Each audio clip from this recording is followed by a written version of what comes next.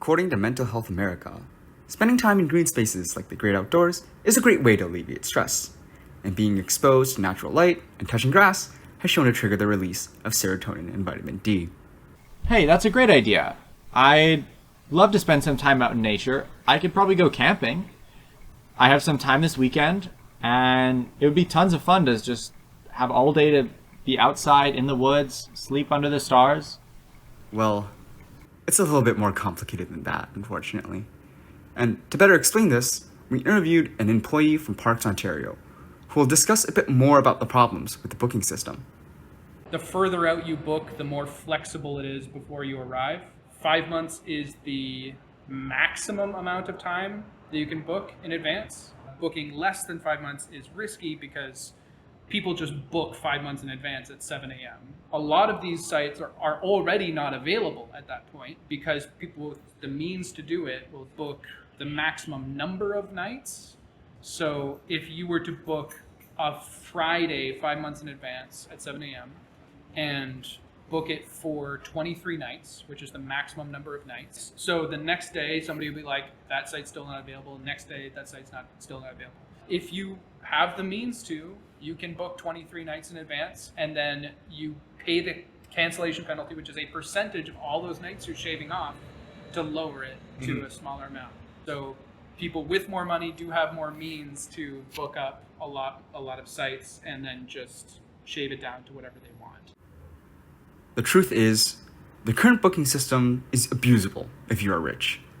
As Michael mentioned in an interview, to ensure a good spot, those who can will take up inordinate amounts of space and possibly force others to wait for months until a spot that should have been available to be free again. This creates a massive wealth inequality, especially for university students, such as you, Keegan. The other solution, of course, is to use the first come first serve system. So Keegan, are you ready to wake up at 4 a.m. on a Friday morning, skip all your classes to get that spot, with a 95% chance of driving back home 3 hours later empty-handed? So parks used to do first come first serve sites, which are sites that are reserved for people that did not book ahead of time and just arrive. And if they have the sites, you can pay for them directly at the park. You can just pay for a permit as opposed to a reservation. But if they didn't have the sites, then you are just shit out of luck when you arrive. The reason that they stopped doing that is because customers would get incredibly abusive to poor park staff that are just, they're just teenagers with their first job, right? And you'll have these massive lineups for people that are looking for first come first serve sites when there's only like 7 to 10 of them. Yeah. So they just decided to just make them all reservable instead and just put them all on the same list. But that does mean that they are all now within the same system of 5 months and ahead. If you're wealthy, 23 nights, shorten it. Well, you do have another option in the Crown Lands, but that's a bit far away and... Hey, you know what? At this point, I'll give it a shot. Actually, I think I have a friend who has been camping on Crown Lands before. Maybe I should ask him what his experience was.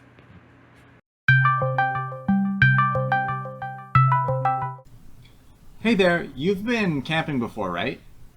In Northern Ontario, where I'm closer to Crownland. I've gone camping a few times now in the recent while, and it's been mostly bare bones camping. So, pitching my own tent, gathering my own food, that type of thing.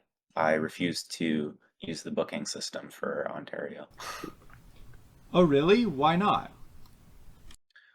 For one, I believe that land that is generally publicly owned, we should have our right to nature on. So I don't like the idea of paying for said campground, but also the system itself.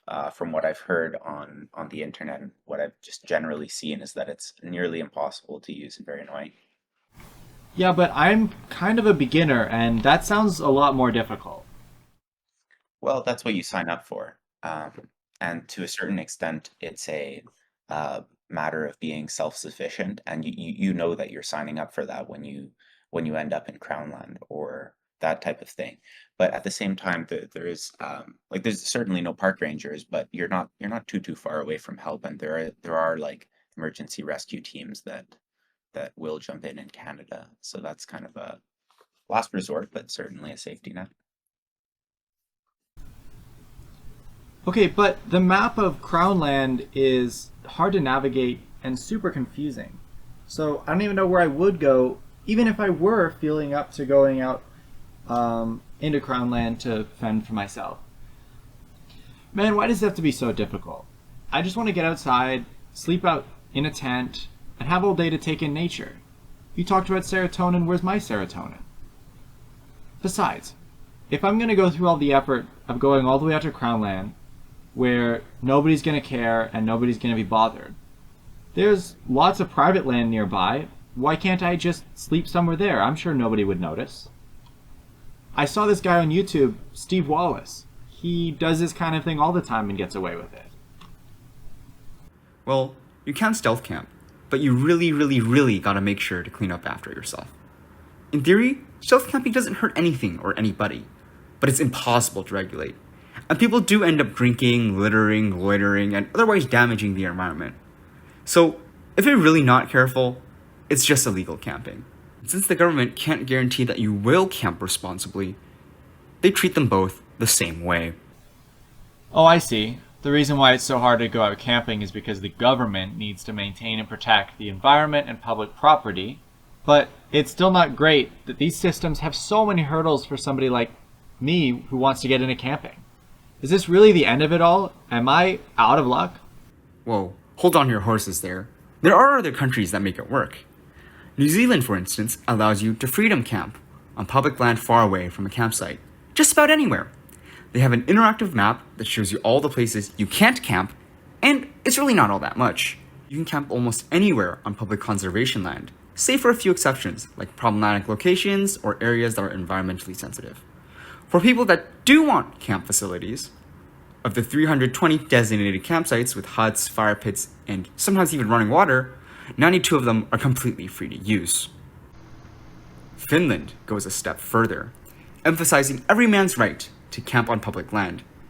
Quote, everyone is allowed to walk and cycle, except very near homes and other private buildings, or through farm fields and nursery plantations, which could easily damage, and camp out temporarily a reasonable distance from homes. And this is a perfect demonstration of everybody's right to nature. Okay, well, I guess the system could be a lot better here in Canada with the wealth inequality, overbooking, and difficulty understanding how Crown Land is divided up and accessible. But I guess I can just go on exchange to Finland and that'll be good enough for me.